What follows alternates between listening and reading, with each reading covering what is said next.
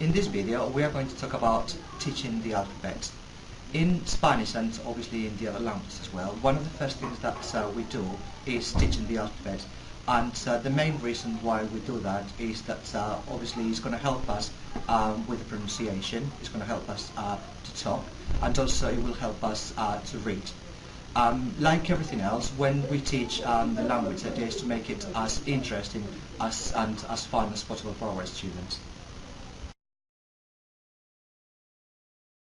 So, before I teach the alphabet, the first thing that I do in Spanish is I teach the vowels. In Spanish, unlike in English, all the vowels have the same singular sound, which in theory should make the student's life a bit easier. So, what sort of things do I do when I teach the vowels? For example, the first thing that I always ask my students is I ask them to have a look at me, and then I want them to concentrate on the mouth formation. So the first thing that I would say is something like this. I would say, A, E, I, O, U. So that's the first thing that I would do with them, and then obviously they are going to be copying me and they are going to be trying to imitate obviously what they've seen. That's one thing that I do. Another thing that I also do is I do obviously lots of listening and repetition, which is something that we need to do for students to feel comfortable when they do use the 5 vowels. So, I also use lots of facial expressions and actions.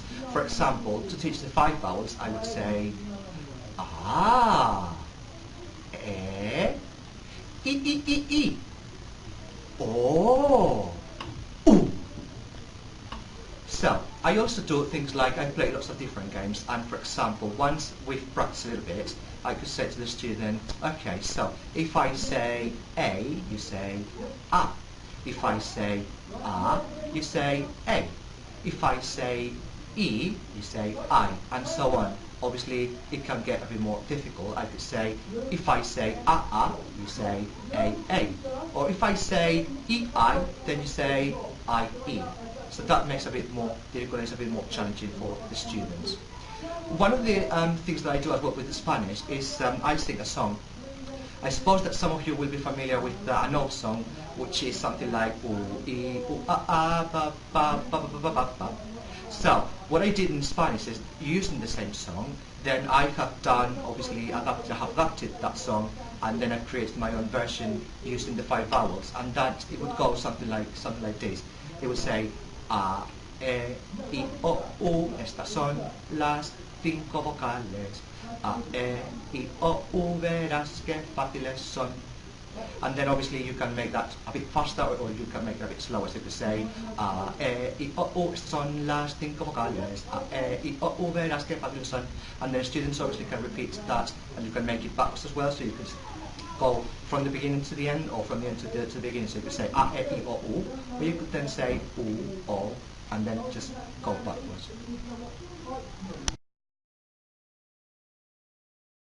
So, what about the French vowels, or what about the German vowels? Well, with French vowels we can use the same techniques with facial expressions or gestures. So when I teach vowels, I just make sure I exaggerate the facial expressions and facial features. A, U, I, O, U. U being a particularly difficult sound for English speakers.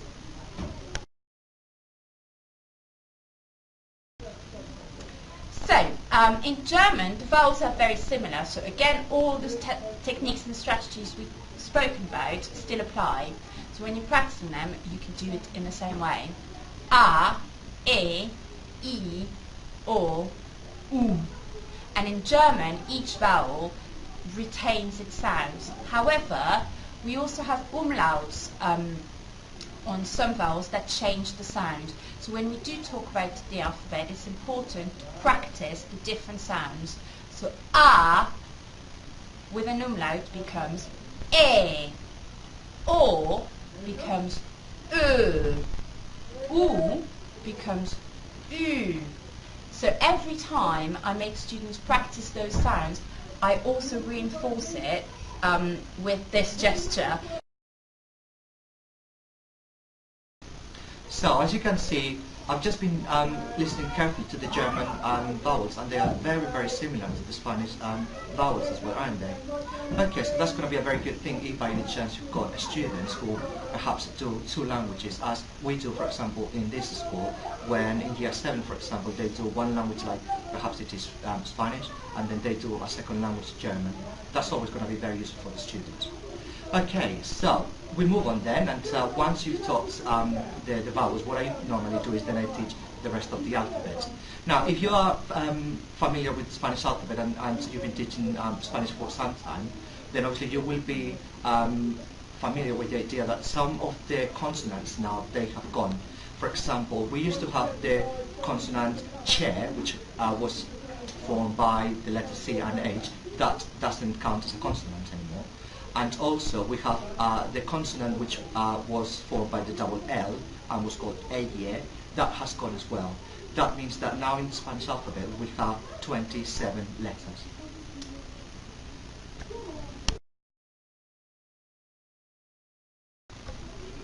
Okay, so we have more changes in the Spanish alphabet. Some of the letters now, they've got new names. For example, we used to have what it was called Y, which is English Y. Now it's not called Y anymore, and it's called now Y. That means that because that has changed, what used to be the I Latina, which was English I, now it's simply called I. And we also have a very important change in one of the consonants, and that's the W. The W used to be called W, but now it's called W.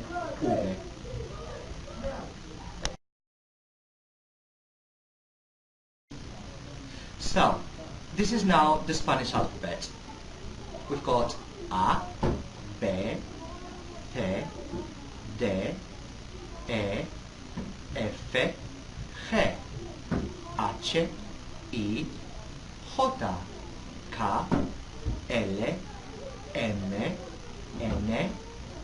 N, O, P, Q, R, S, T, U, W, X, Y, Z.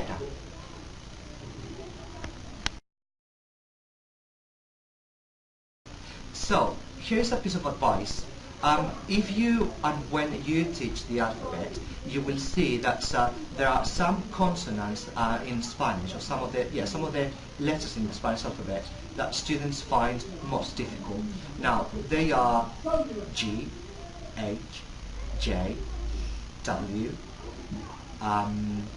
X, Y, and Z. You will notice that you will probably have to do more repetition with those particular letters of the alphabet, because students normally they struggle a little bit with the pronunciation.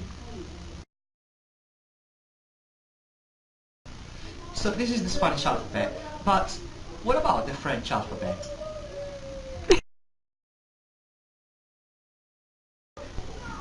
Oh, well, for the French alphabet, you can use the same techniques. So, here's the French alphabet, first of all.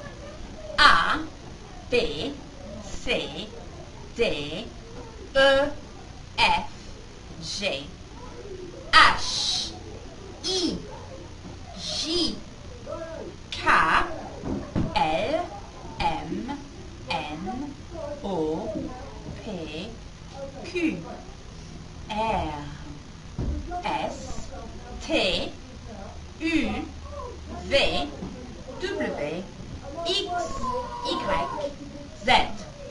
Now I want to use gestures for some of the letters, which are the letters that are easily confused with English, or where there's an easy gesture to do that will fix that point of the alphabet for the students. So G is an important one, because obviously G and J and G are the other way around in French, so I would focus a lot and do a lot of practice on those two. Same thing for vowels like and E, O, making sure that we make the difference between all of them. So that's why I do E with the dot, to make sure that that point of the alphabet is fixed in the student's mind. Once we've done a lot of practice with the gesture, we also do the military song, and we can have the children marching, doing the gestures. So I start leading the song, and once we're really confident as a class, we can have the more vocal students lead with the rest following. So it's a simple song that you all know, and you just lead going A, B, C, D, E, F, G, H, I, J, K, L, M, N, O, P, Q, R, S, T, U, V, W, X, Y, Z. So you can slow it down, speed it up, do it as loud as you want. You can march around in the classroom, march around outside in the playground. It's brilliant fun when you're learning the alphabet. Okay, so once you've done lots of practice, lots of repetition, lots of different games, obviously I think it is now the time for the students to see a visual representation of the letter. So because students need to start getting familiar of the different shapes of the letter. So there are lots of different activities that we do. For example, one of the activities that we do, or you could do, is something really simple. You could ask students to spell their name, for example. You could do that, something really simple. You could ask the students to spell their teacher's names, or somebody else, somebody who is really, really famous. They could do some spellings.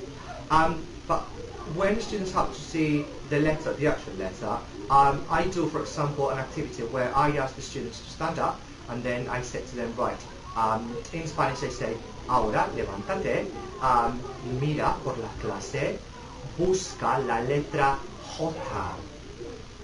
So students, what they do is they're going to stand up, they're going to look around, and they're going to try to find the letter J. So this is just an example of what I do. What I also do is I ask the students to get inverse, for example, and what I do with Mrs. Kinsberg's help, I say, right, what I want you to do now is I want you to draw a letter of the alphabet, and then your partner will have to guess what letter it is. So in Spanish I would say something like, bueno, ahora vas a escribir una letra en la espalda y tu compañero va a adivinar qué letra es. Por ejemplo, ¿qué letra es? Q? No, no es correcto. No. Es la letra A. Ah. And so on.